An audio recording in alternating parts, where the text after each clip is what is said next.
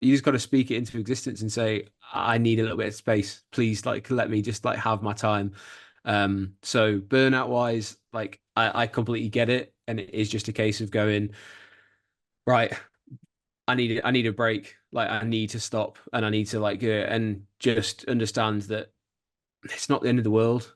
Like I'll miss a week from doing the wrestling. I'll miss a week from doing a video for the running. And that's good in the grand scheme of things because you need to take a rest. Otherwise, your work is massively affected going forward.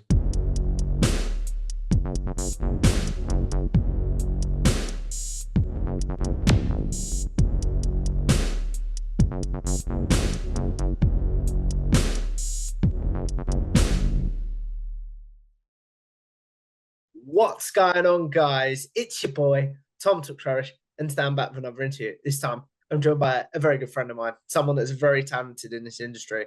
I'm joined by the one and only Andy Spoors from Wrestling Royalty and WrestleSpear. So, welcome back on the show, my friend.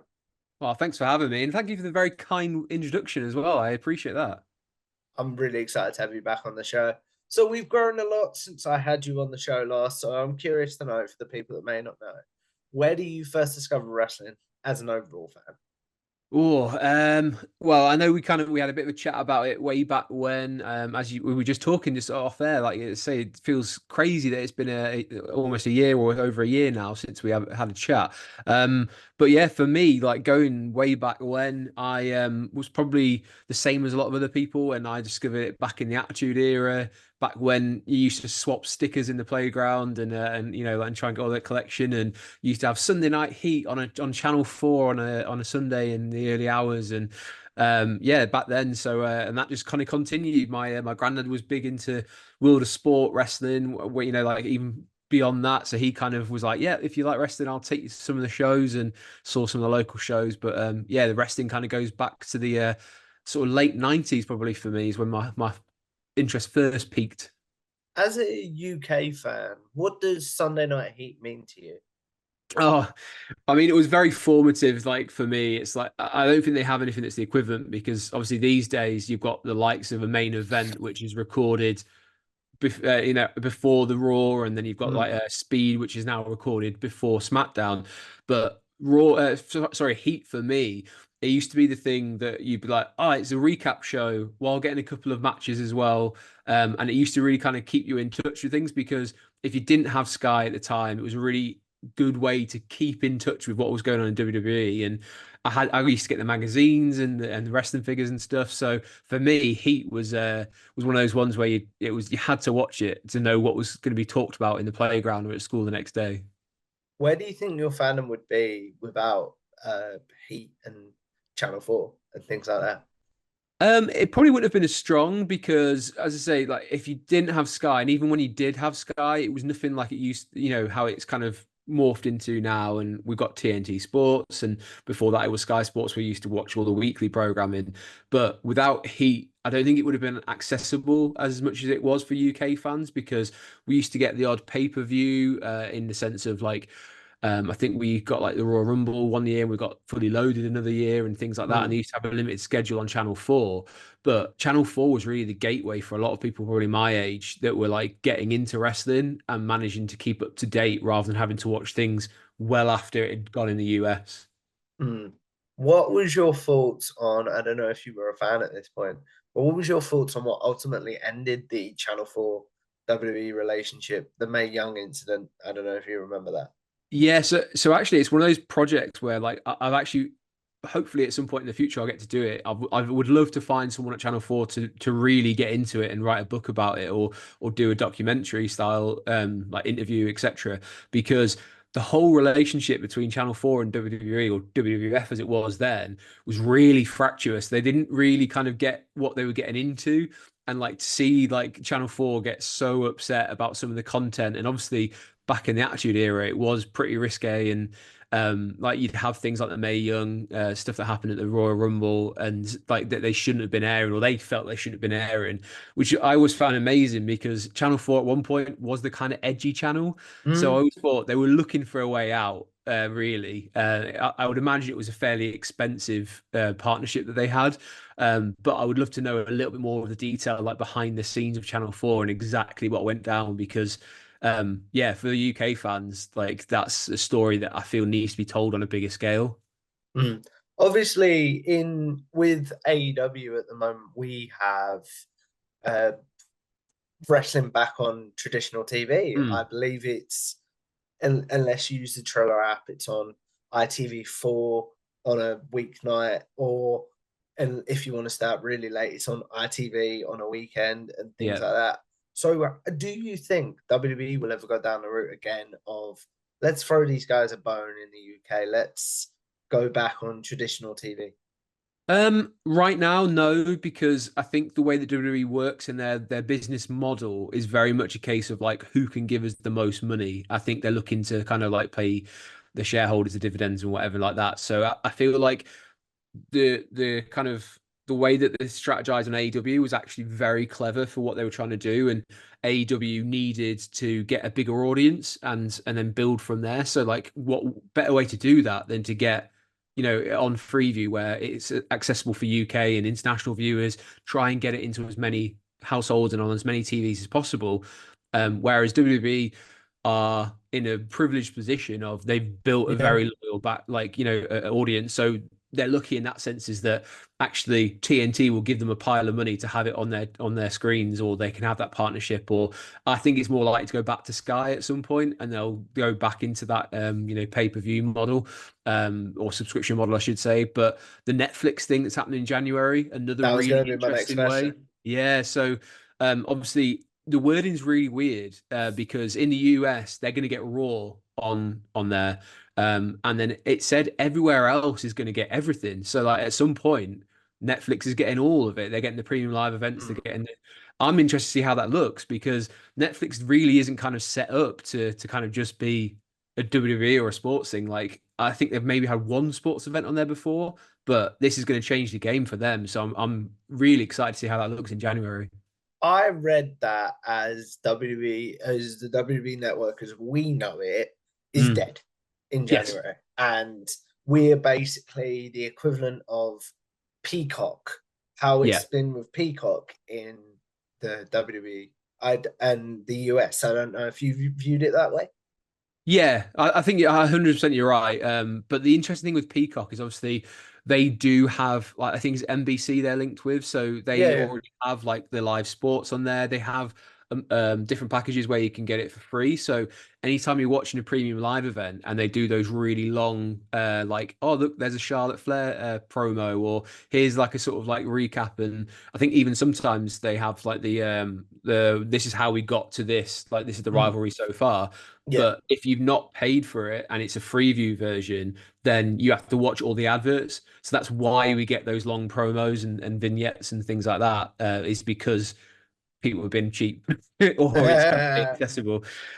So yeah, it'd be interesting when they move to Netflix because well, Netflix doesn't have adverts. So where do we go from there? Do we actually finally get just wrestling and just like all the I backstage think stuff? we'll get, like and this is dating this podcast slightly, but oh well. I think we'll get, how on the WWE network, if you're watching a WWE show, Yes. and obviously, stupid question, but you're watching a pay per view, should I say, and it will cut to WWE shop ads and things Yeah. like that. I think we'll get them. I think that's how that will. Yeah, yeah. I mean, you're right. I think they'll keep it as fairly similar as they have been before, but just the whole process because they can't keep the layout of Netflix as it is because it's kind of like a obviously Mm, everything works on an algorithm and say like here's what you've watched before. When WWE comes into it, that is one of the single biggest chunks of a library you can place mm. on any streaming platform.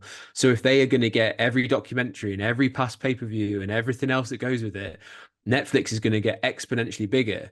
But let's face it, there's a lot of Netflix people who won't know wrestling, don't like wrestling, have never Yeah. seen it before. So how much are they going to push that into like the kind of general consensus? Well, they've spent a lot of money on it, so I'd imagine they'll push it a little bit. But they also need to find a way to separate more, probably like Disney do with like Marvel. and then there's Star Wars, and then there's Yes, Disney. yes, yes, yes. But Netflix has I never see. done that, so it'd be cool to see how they do it. So we've talked about all their like how different TV is done with different fandoms and things like that. Where is Mm. your current fandom, Andy, as we record this in August of 2024? Bearing in mind, you know what I'm like with backlogging my interviews, and it's gonna Yeah. air in a few months. Yeah. I mean, you're doing some sterling work, so like I expect this will come out probably sometime in January or something. But it's no, it's Fine, cool. first. My fandom at the moment, I think WWE's done a really good job because I don't know if you agree. Normally after WrestleMania and between WrestleMania and SummerSlam in particular, they have this like horrible drop off Yeah, where yeah. they just don't even feel like they're trying anymore. And Mm, then things get a little bit better for SummerSlam, and then we'll drop back, and then we'll get more when it gets to Royal Rumble between Royal Rumble and WrestleMania.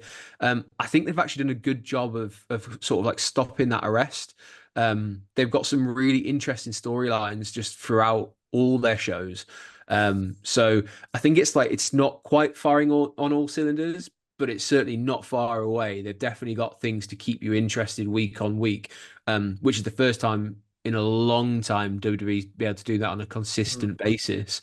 But I also love, as like Sam talks about it a lot on WrestleSphere and on our like Friday night features, the stuff with TNA and NXT in the moment, I think is one of the really interesting things going on because I think it's a great partnership and it's working well for both sides, which is really the first time I've seen that. mm. Why do you feel like this partnership's working better? Do you think? Because I have listened to this podcast the other day, and I'm curious to know what you think. Do you think it's the fact that Shawn Michaels and Triple H don't have an ego when it comes to the wrestling, and Vince did, if you know what I mean? I would say they. I don't know if I'd say they have no ego. I'd say they have a smaller ego for sure. Smaller, yeah, yeah, I think you'd struggle to reach someone, find anyone who's got an ego as big as Vince McMahon's was or is. But certainly when it lends itself, I think they're way more open to say you have some great things going on there, and we'd love to utilize that. And in return, you can have some of our great things, but it's got to suit both parties. And I feel like and this I don't want this to be a shot. I feel like when Tony Khan set it up with AEW and TNA when it was Impact, I feel like he was still in the developmental stage of AEW. He was still trying to yeah, get to what it was going to be. So it was never going to be that fair because he goes, "Hey, you can have Kenny Omega, but the price of that is you've got to give him the title as well, and you know that, and you're going to feed into here." Whereas I feel like TNA knows its place now. Like it's run really well. It knows like where it should be and what it's aiming for. And it's probably not too dissimilar to an NXT. And I don't mean that derogatory because I love NXT. And I feel like they've just gone, you know what? We are who we are. And if we can get some more eyes on our show, we're confident enough that they'll stick around. mm, Because if you give us a Charlie Dempsey or you give us someone like who can come on our show who maybe isn't the biggest, we'll reciprocate. We'll give you a Joe Henry, and then Joe Henry's going to get some WWE eyes on them, and then he's going to come back to us, and it's going to work out in our favor. And look at it, it has. They've sold out more tickets in the last few shows than they've ever done, and they're getting more eyes on their product than they've ever done in a long time. So I just think they've found a good balance of how big they want it to be, and it could even get bigger, which is great news for both sides. do you think you brought up the AEW TNA relationship there? Do you think this could be a gateway to be like, we've worked with both sides, let's make it happen? I think if the business makes sense on for both companies, then yes. But then you start going into the logistics of like, I'm gonna start fantasy booking X, Y, and Z. Okay, but who's gonna win? What's the politics behind Mm, Moxley versus Seth Rollins? Because Moxley and AEW don't want to lose, and Seth Rollins and WWE don't want to lose. So it's kind of like they'll reach a stalemate because they go, we just can't make it work. So I don't think it will because it would be like back in the day when WCW was its own thing. yeah. I just don't think WWE and WCW could have ever had that like forbidden door kind of thing. I'd love it to happen. I just don't think it will because I just feel like the sticking points about who wins and who loses will be too big a thing. Mm. So you brought up there some of the shows you watch and the TNA side. But what is the show currently that you're like, no matter what I'm doing in the week, I'm gonna find this on catch up or things like Mm. that, and you're gonna make sure you check it out to maintain your wrestling fandom. I mean, NXT is the one for me that I'll always like watch week on week in its entirety. Raw is very close second at the moment, and then I feel like SmackDown's in a bit of a weird state of flux where Yeah. some weeks it's really good, and then some weeks it's a bit like yeah. And it kind of like depends on who's really on the show and what they're announcing. So, yeah, for me, it's always NXT. Like NXT, I just feel like I like the idea of seeing the next superstar. And Mm. when you go back through the stats and you look at the WrestleMania card, how many people on that WrestleMania card came up through NXT? And it's amazing that conveyor belt of talent. And even in the when people weren't really watching it, when it was the really bright and colorful 2.0, like I was still watching it, and like that's where Bron Breakker came from. That's where he cut his teeth, and Carmelo Hayes, and they came through that, and they're probably better for that experience. And I still think it's the same. You get a lot of women's wrestling on NXT as well, Mm. um, and they're not afraid to showcase new talent and then go, that didn't work. Let's just try something different. And I don't think other places get that ability because if it doesn't work on NXT, it's not a big thing. You can just tweak it or try something different Yeah. the next week. Whereas you couldn't do that on Raw because X or social media will be all over them like a rash to go, there's no continuity here. So like, I like the fact they can get away with it more on NXT. That's really, really cool. You brought up there your Friday night discussions with a great man that is Sam Smith from Mm. WrestleSpear. So before we get into your career, how did those great Friday night discussions come about? Because I always make sure to tune in on those because they're always very fun.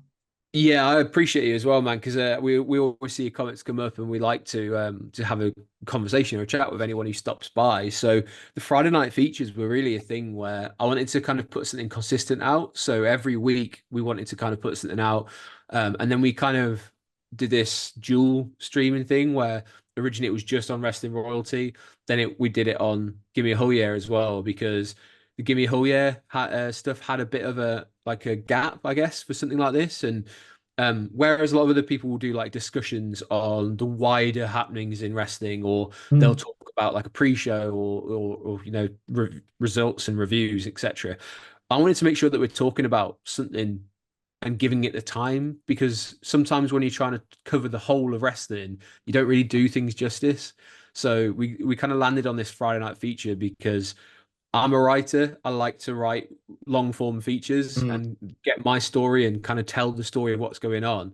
And I felt like that could translate really well into like a Friday night feature. So last week or this last Friday that we just before this one is recorded, we were speaking about Dominic Mysterio. And could Dominic Mm. Mysterio, is he the best or most improved WWE superstar of all time? We were getting into things like, could he ever be a WWE champion, a world champion, things like that. Whereas, like, if I was covering it, you'd be like, oh, Liv and Dom this week, had another bit backstage or whatever.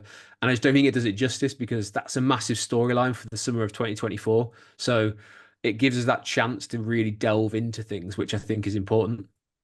That's really, really cool. Why was Sam Smith the one that you were like from Give Me a Ho? How did it come about? That's a better way to phrase that. How did it come about that Sam was your co-host on that?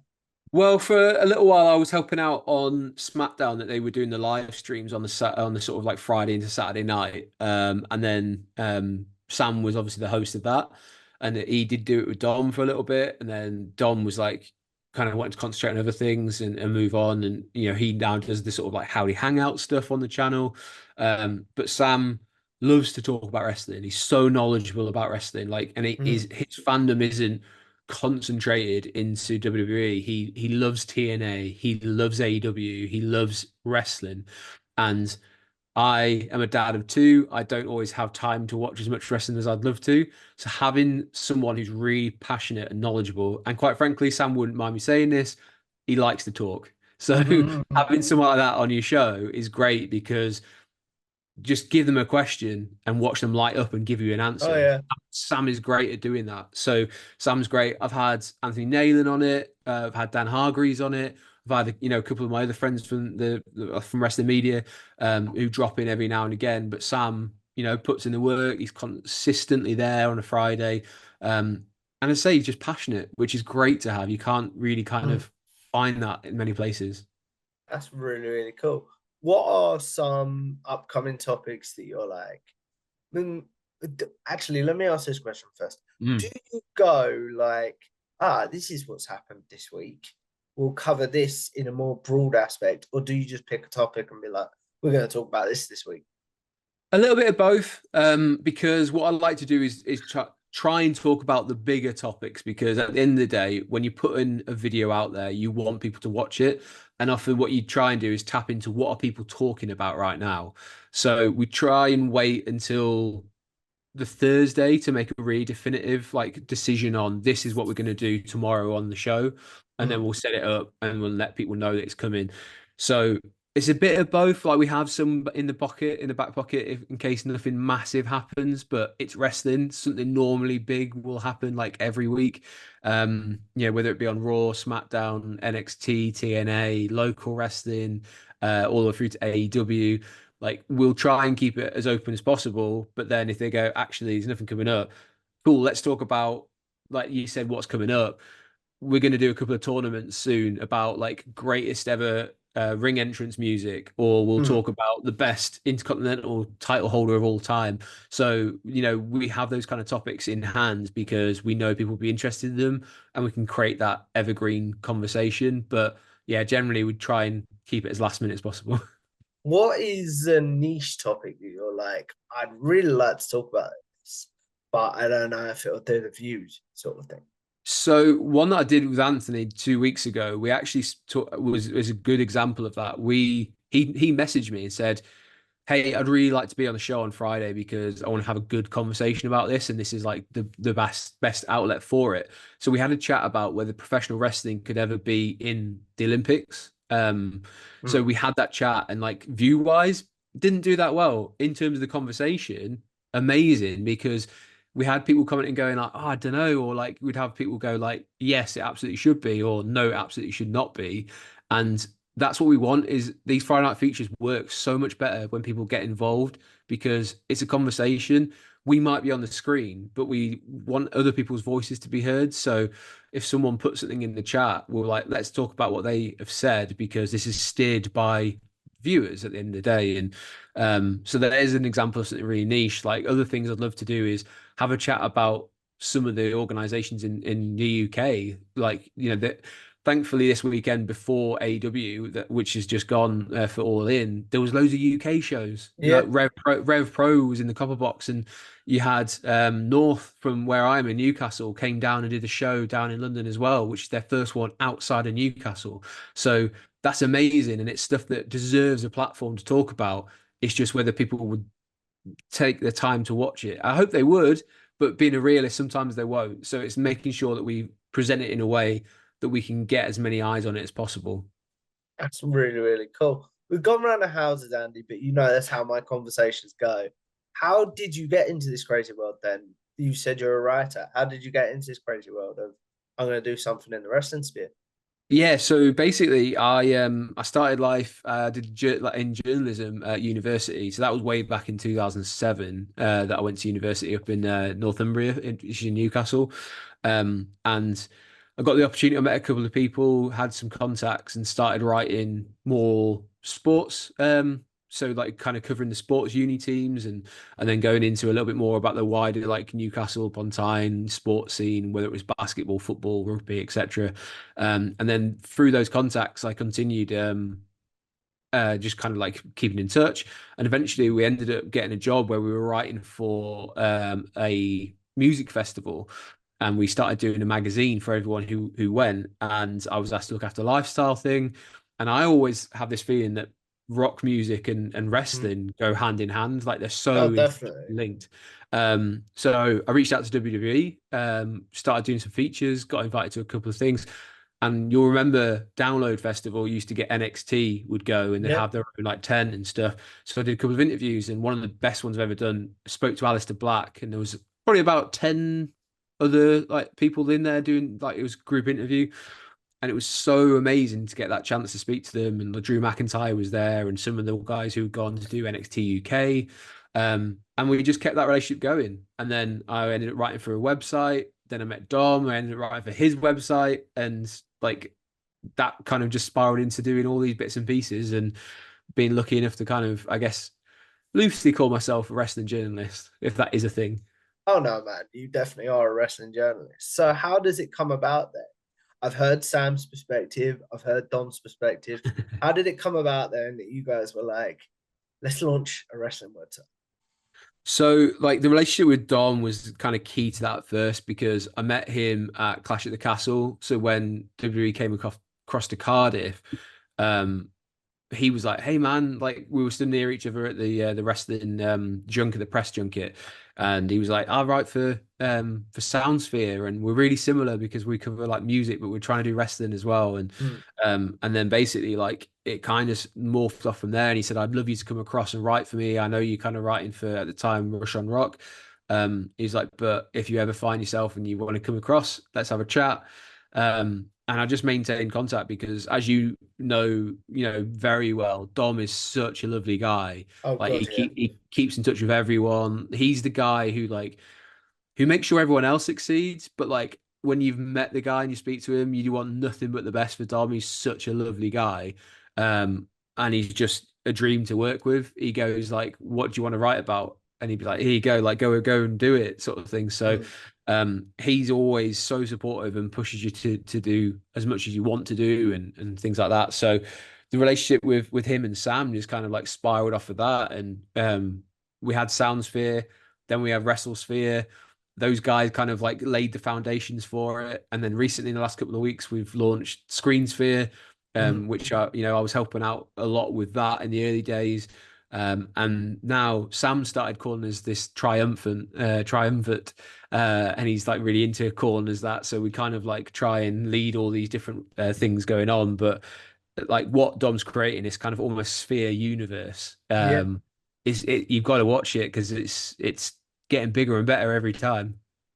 that's really, really cool, my friend. How do you switch off though, man? Because everything you cover is stuff that we'd all use to switch off, whether it be music, whether it be movies, TV, or wrestling. So how do you go, I'm gonna watch this and turn your reviewing side off? That is such a great question because obviously, like I would have said before, I love going to the cinema. Now it's become a thing where I'm writing about movies and things, Yeah. and I do a lot of running, and I go across to Disney World in Florida and do the Disney runs across there. And but now I've got a YouTube channel and I'm writing a book and things like this. And so my YouTube channel, Roller Coaster of Running, I like go and do like different running events, and then I'll do the editing and put that on, and that kind of does that. So even that's not allowed at any even more. So it is a bit of a problem. Is that like I go, oh, what can I do? And it's almost like I get restless, and I'm like, I need to do something. Yeah. And I think recently, just spending time with my kids and going for a walk, or my little girl who's just turned 7 she now can play on the PlayStation really well, and she loves to game. So I'll sit and play with her on the PlayStation or something, and that to me is now a bit of an outlet because I'm like, right, I'm not getting involved. The whole gaming stuff is like there's so many people to do it with. Sam does such a great job for us on the website. I don't need to get involved in that. So It's coming, man. You know no, it's no, no, coming. I can't. Like my wife would be like, no, you need to just do something just for you because I just feel like I've got I'm highly strung. I have loads of energy until I don't, and then I'm going to fall asleep, and then it's like, right, okay, tomorrow will start, and then I'll be straight back at it, running my own company, running 2 YouTube channels, going out for a run, recording it. It's gets tiresome. No, I get that completely. So, how do you switch that reviewer brain off? If, say, you're going to watch a film with your kids or watch a film or TV show with your wife, how do you switch that reviewer brain off? I think the only maybe I can't. Maybe that's one of the things. Is like just the short answer is you don't. You just kind of have to turn it down ever so slightly.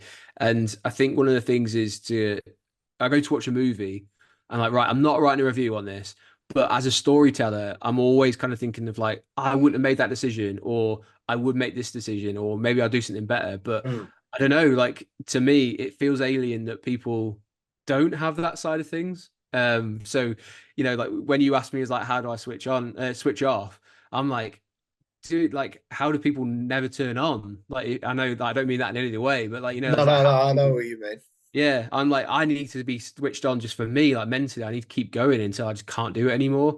Whereas I know there's some people who are so laid back, and I'm like, well done you, but how do you do it? Like my mind will just be going to 100 miles an hour. So yeah, short answer, you don't. You brought up there that I backlog my interviews a lot, and this could air in at the end of 2024 or the beginning of 2025. So as we record this, Hmm. what are some of your goals for the rest of 2024 with your creative side?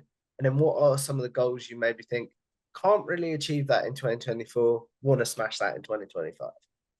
So because as you say, like you kind of like plan your year out and you kind of plan the next few months out and things like that and content, etc. So I'm really like I've just started my own business. So I've started a copywriting, content writing company.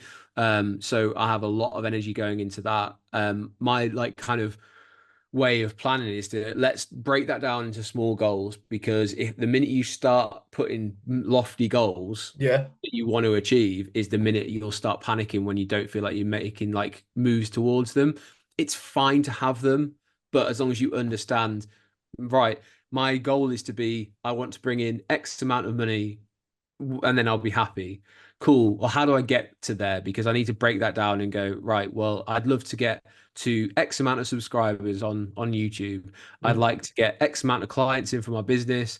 I'd love to reach, at the moment I'm on, I think like 150 for wrestling royalty. Like let's try and reach 200 by the end of the year in terms of subscribers. And then if you break it down to sort of micro goals, it suddenly seems a bit more manageable. But yeah, so professionally, I'd love to have a few clients through and keep writing for them. I love to maintain the relationship that I've built up with North Wrestling. I did a PR campaign for them. I'd love to keep doing that.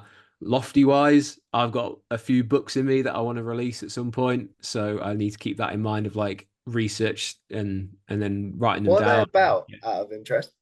So I've got one that I'm writing at the moment, which is about running and my journey, because like I'm a bigger guy, like I'm not what you would see as like a sort of normal size Mm. athlete, if that is a thing. And the biggest thing for me is just to say like push yourself. Like you might not be a runner or you might not be able to run, or but you can always have a lofty goal. Like I see you, man, in the gym and like hitting that boxing, like the punch bag and things like that. And I'm like, good for you, man. You've like broke your like goals down and this is what you're gonna do to get there. Mm. Great. If I can inspire anyone the way you inspire people on Twitter and on here, that's what I want to do in terms of like with my running. I'm in a position where hopefully I can do that. Um, Wrestling wise, I love to, there's topics like that relationship between rock and wrestling and music and wrestling, because music's so integral. I think there's a Mm. story there that needs to be told. I think there's a story, as I say, about the Channel 4 stuff that went down and like growing up as like an Attitude Era fan in the 90s and having that stripped away from you. There's stories there, all the way through to just working with people in the UK as well. There's loads of stories across here to tell, like the rise and fall of British wrestling. Mm. It's really, really cool. So I don't want to put a timeline on you, but if I said, would you want one of those books to be released before the end of the year or 2025? So 2025, because of the content of the one I'm going to get out there, like I'm very bad for. I also have a tendency to write the first two, three chapters and then move on to the next one Yep, because I have like guilty an of that idea. as well. Yeah, yeah, yeah.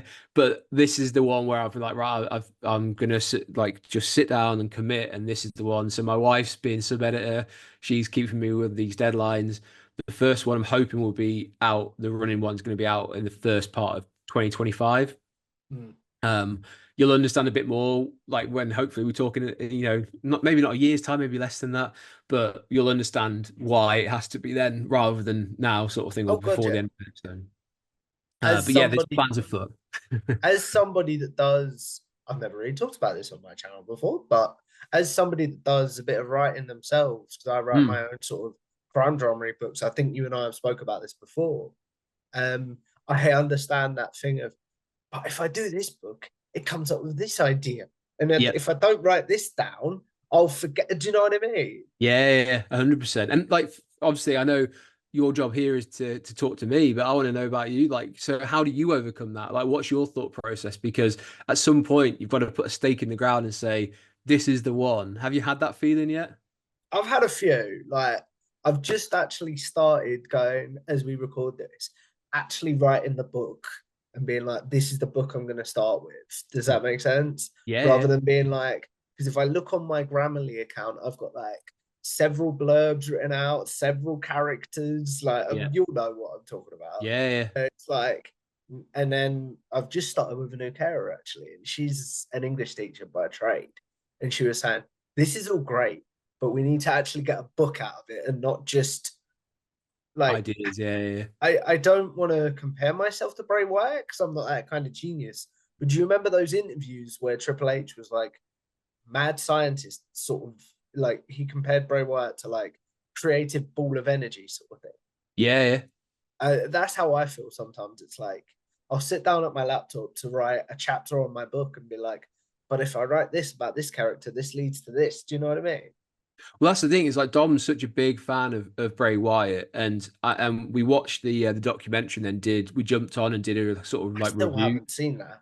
It's like, and this is the thing, it's amazing and it's really difficult to watch towards the end when they cover that. But one of the most striking things is he says it a couple of times to Triple H, as you mentioned there. He had all these ideas, and like sometimes it would be a case of, well, Bray, let's just like pump the brakes. Like, how do we do that with the understanding that at some point the bell has got to ring and the Mm, wrestling's got to start? And I think sometimes like the criticisms that happen with Bray Wyatt is he didn't know how to kind of do this feeding into over here where the match actually started. And that's some of the criticism, which I think is valid. But as a storyteller, you'd be like, nah, like let him cook, let him push mm, on and like, but he needs steering. We all need steering. And that would be like one of the things I would say is if your carer gives that to you and goes, actually, let's stop with the ideas. Let's go with the one that you want to go with, commit mm. to it, get the first three chapters out the way, let's have a look and like evaluate. And I think we could all learn about that. Like Triple H was there Oh, for Bray definitely. Wyatt to do that. My wife's there for me to do that. So like we all need that person in our lives, and we also need those people who will help us dream. Like Dom, I'll give him that shout. Dom is one of the best people to enable you to Oh, go after your definitely. dreams and support you in that. So we all need both those characters in our life. Before we talk about burnout, because that's a subject we talk about a lot on this channel, Yeah. we've gushed over Dom Smith a lot in this. But what does he mean to you as a friend and as like a person? Um, it's so weird because he's one of those people where when you rewind the clock a little bit and you go, oh, I think I'm at the stage of my life I don't need any more friends. Like I know my people, like I just don't need that. Like I just don't want the energy of having to like make an effort. But with Dom, like he felt like he came out of nowhere to being one of the most important people in my life because, as I say, he's such a great person to push you to believe in yourself. Like he was going down to All In this weekend with Sam, and he obviously said he wanted me to be there. And I said, I'm not going to go for X, Y, Z reason. He left me a voice note on Friday, just bigging me up, and I was like, I'm so uncomfortable with that. Like, I don't know how to deal with like compliments. It's not my thing. Like, it's nice, but I just like don't know how to process that because like it's just who I am. And just having someone's voice literally in your ear going like, you're amazing, like you helped me so much, like you mean a lot to me, is like it's invaluable. Like as I say, everyone needs that person. And um I think he's similar to me. He doesn't take compliments to Mm. heart, which I really wish he would. But yeah, he's just such a great guy and so important to a lot of people. And it might sound, as you say, like we're gushing over him, but if you've ever met Dom, you'd know You'd why. understand. Yeah. Yeah. So, as before we do the wrap up stuff of this, Mm. Andy, sorry, I'm curious to talk about. You talk about everything you're doing with the books, with the running, with the what's the word, with the wrestling, with the writing side, with Yeah. the being a fan. What do you do on those days that you're like, brain can't process any more information? I'm burned out. How do you overcome burnout and things like that? I think it's just sometimes you got to understand, and I'm trying to get better at this myself because I'm not the best at it. Um, you've got to be kind to yourself because mentally you can be injured or hurt just as well as you can be physically. Like your brain needs to switch off occasionally, and you need to be kind to yourself to understand that sometimes it's okay to feel tired because especially like if you compare it to the running that I do, like yesterday I went out for a 10-mile run and I'm like my legs feel fine. And then I got back and I was like, but I just don't have the mental capacity to go sit in front of a computer and do some work. And Mm, I was just like, I'm done now. Like I'm at my limit. Like I need a few hours just to watch a football match and just nothing else and just leave me alone. I'm spent. Sometimes you don't get that as a dad. Like you just don't get that time. But I think because you just got to speak it into existence and say, I need a little bit of space. Please, like let me just like have my time. So burnout wise, like I completely get it. And it is just a case of going, right, I need a break. Like I need to stop and I need to like and just understand that it's not the end of the world. Like I'll miss a week from doing the wrestling. I'll miss a week from doing a video for the running, and that's good in the grand scheme of things because you need to take a rest. Otherwise, your work is massively affected going forward. And I think Sam and Dom have both said it previously on your channel as well, is you don't want to fall out of love with something because you overdid it too much. So like it's just a big thing of like just step back a second. It won't be the end of the world if you're not there for a week. Let it like breathe a little bit and then come back to it. that's really, really cool. So what would you say to burned out Andy, sorry. What would you say to burned out Andy if you could have a conversation with him? Um, just enjoy any downtime that you get. Like, it doesn't come around very often, and maybe you push yourself a bit too much. So just take it easy, enjoy it, grab yourself a drink, grab yourself something nice to eat, and then know that you can get back to it tomorrow. Like, there's very few things. I know, obviously, I have my business and I have clients, and that kind of comes first in the sense of hit the deadlines that they want things by, and that's fine. But when it comes to all this other stuff, it's wrestling. Like we watch guys who wrestle in their underwear effectively. Like we don't need to take it so seriously that it's like I have to be there every week. I have to do this because otherwise the YouTube algorithm will not pick us up and we won't get pushed to other places. Cool. Then we'll build it again some other way. Like if it's meant to be, it's meant to be. And that's what I'd probably tell myself is just things will work out if they're supposed to. That's really, really cool, my friend. As we look at wrapping this up, and before we do the staple segments on my channel, I want to ask you two questions that I'm not sure if I asked you last time Mm. because they might be new on this channel, which is, do you view your career as a success? And if you stepped away tomorrow to do something else, to focus on the book, things like that, what would you want your legacy in wrestling to be? Oh, yeah, two big questions. It's funny like the success question. I'm not like I am not the person to ask that to because I don't think I'd ever say yes like at any point in my life at anything I've done. Like I Mm, just would always downplay it. I'm that kind of character, and I'm always like, what can I do that will get me there? Will there ever be a day? And my wife would tell you this. Will anything ever be enough? Like, will you ever get to the stage where even right? I've made it. And I went to Philadelphia for WrestleMania this year, and mhm, we were at the Access, or like what used to be Access, and they did that whole thing this year. And Cody Rhodes is getting interviewed by Pat McCaff, and he told a story that resonated so deeply with me, where apparently he'd spoken to Brandy and said, if I could just one time win the WWE Championship, I would be, I would be happy, I would be complete, I'd be done. And she said, no, you wouldn't. You'd as soon as mhm. that bell rings and you're holding it, then you'll be like, what next? And Yeah. like that's always me. And like I think he would be similar if you asked, could he step away and feel like he'd been a success? I don't know if you can. Like if you're that kind of character, do you ever feel like that? And personally, no. And I think he'd be similar. In terms of legacy, I'm not done building it yet, man. Like there's still years to come. If I stepped away today,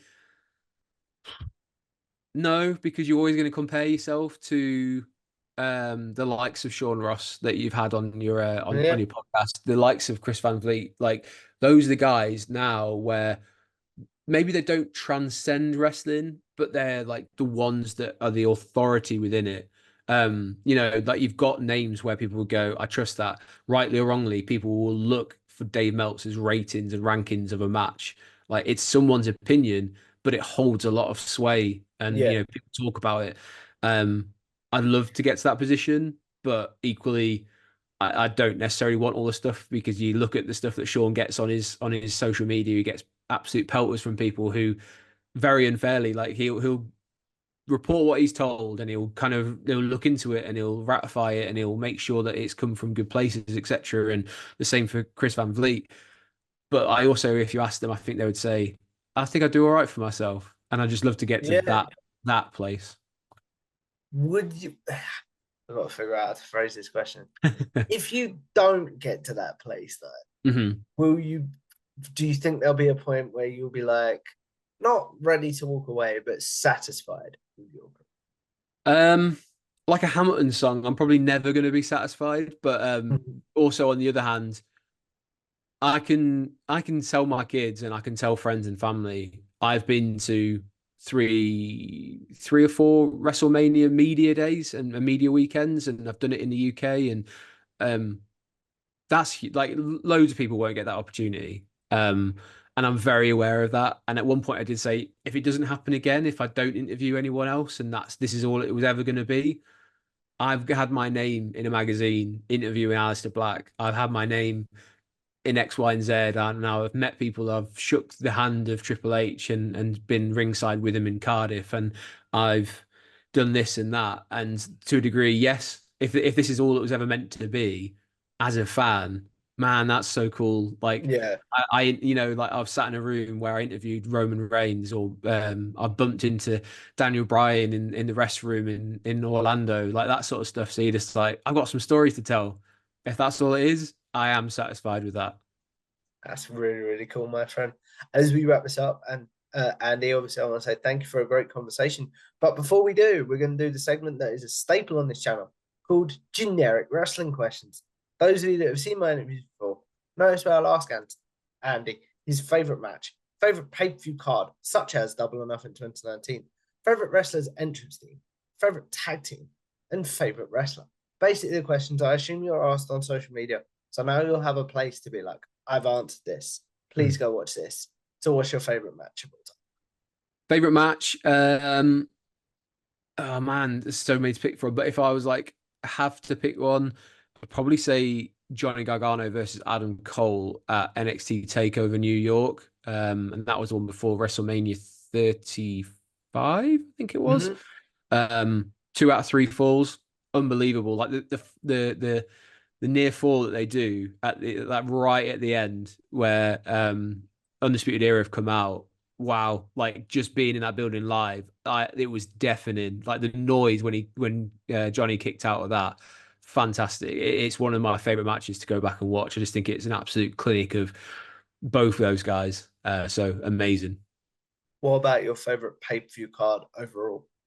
Um, Again, probably not much shock, but it's going to be another NXT one, NXT New Orleans. Like that one that they did was fantastic, just top to bottom, incredible matches from the NXT North American ladder match to crown the first champion to the tag team match where Pete Dunne was turned on by Roddy Strong. That was amazing. Aleister Black winning his first NXT championship, the Johnny Gargano versus Ciampa unsanctioned match, all of Mm. it amazing. The atmosphere fantastic. So that would be up there. There's a couple of WrestleManias that you'd throw out there, like you'd say 17, but like there's still a couple of ones like the gimmick battle royale doesn't hold up very well. So there's No, things like if you go back a bit too far, but top to bottom, NXT Takeover New Orleans, fantastic.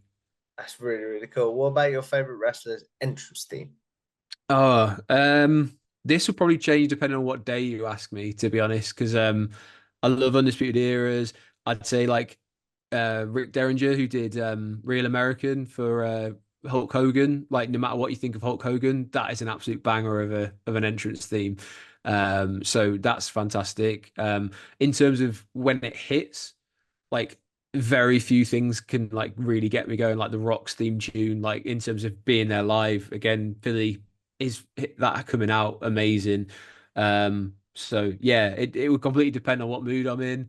um I'm trying to think, like Joe Henry's one, for example. Like my wife hates me now because I did nothing but like listen to Joe Henry's theme tune. So yeah, yeah, ask me on a different day, it'd be a different thing, but any of those really. What about your favorite tag team?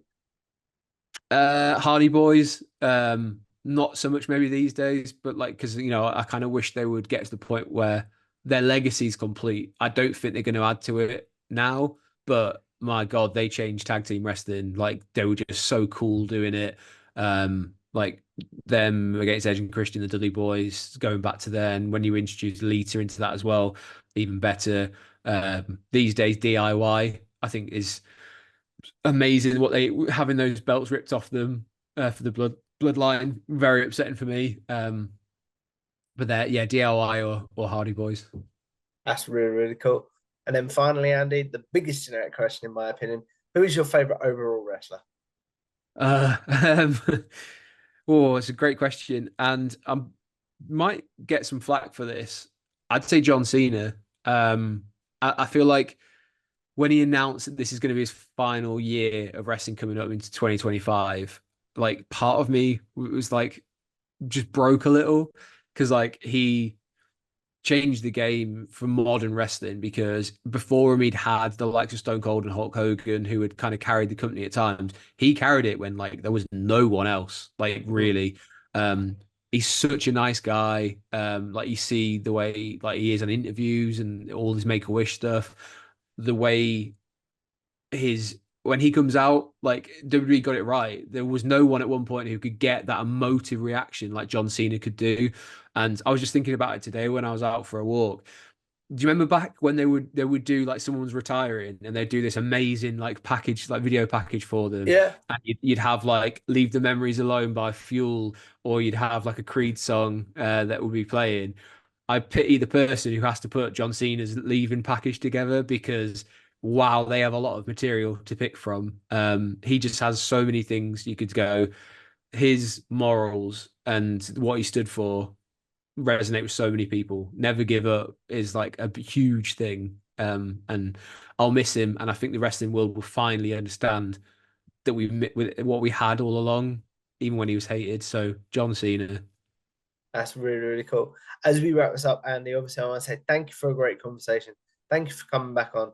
But the question I end this show on is I believe as YouTubers, writers, even just people with social media, we're all sort of going to live forever in a very, very weird way, if you think about it. So what is one piece of content you're like, I would like to be remembered for that? And what is one that you're like, yuck, please forget about um, I mean, it's getting to the stage where I am I do enjoy putting out the running stuff, because like I've had people come up and say, I watched this video and I didn't know you're doing this run, but like I watched that video and it inspired me to do this one. And that is huge for me. Like that's all I ever got like into that kind of stuff for. Um but yeah, wrestling wise, just any of like the long form stuff, I hope that's what I'm remembered for, is like he was a good long form feature writer. But in the sense of like things that maybe yuck. I did an interview with Sammy Callahan for WrestleSphere, and I I don't think I did a bad introduction. I just didn't do what Sammy Callahan wanted me to do, which was like really big him up. So basically, it opens with him just ripping me apart, saying like, "Your intro was rubbish." Like, I won't swear, but your intro was rubbish, and like you need to put more behind it. And he just absolutely tore me apart because he wanted more of a grandiose intro. So it was one of those ones now where I've taken that, and any interview I'll do in the future, I know I need to go big and like really kind of like massage their ego. That's really, really cool, my friend. But as we wrap this up, obviously, I want to say thank you for coming back on. But please promote yourself. Where can the good people find you, your work, etc.? Well, You can find me if you want to see about wrestling stuff, WrestleSphere. You can see Wrestling Royalty on YouTube every Friday. If you check out Wrestling Royalty and make sure you like and subscribe to the channel. If you want to see some writing, let's say go check out WrestleSphere.com. That's more about the long form stuff. You can see interviews there as well. You can now see TV and film stuff over on screensphere.com as well. So there's so many things you can go check out. And if you want to see my personal running journey, go check out Roller Coaster of Running on YouTube as well. And you get to know a little bit more about me. That's more personal. So if this is struck a chord with you, I'd love to have you in with the community and go watch some of those videos there. But I really appreciate you having me on the channel, and it's great to catch up with you as always. Thank you for coming back on, my friend. So it's well worth doing, guys. If one of the hardest working people in any space, but one of the nicest as well. So if you guys like this, make sure you like, share, and subscribe to Tom Talks Rubbish on YouTube. Follow me on Twitter or X at Tom Talks Rubbish. And I will see you in the next one. Goodbye now.